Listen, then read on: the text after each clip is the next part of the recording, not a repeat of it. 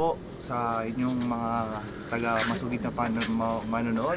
Nandito po tayo sa Barangay 549, Zone 54 at kasalukuyan po may nagaganap na investigasyon ukol sa pagnanakaw ng isang binatilyo sa cellphone ng isang binatilyo na ano po sa tingin niyo, at ano pong papawalan po ba natin yung maaari po ba kayong interview?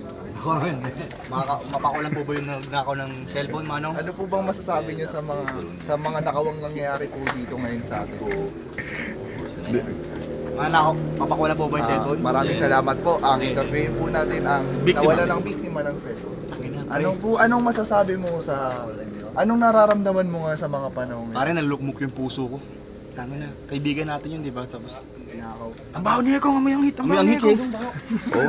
Sige, paalam na, matatapos na paalam na. Magbabalik ko ang Dabas! TV5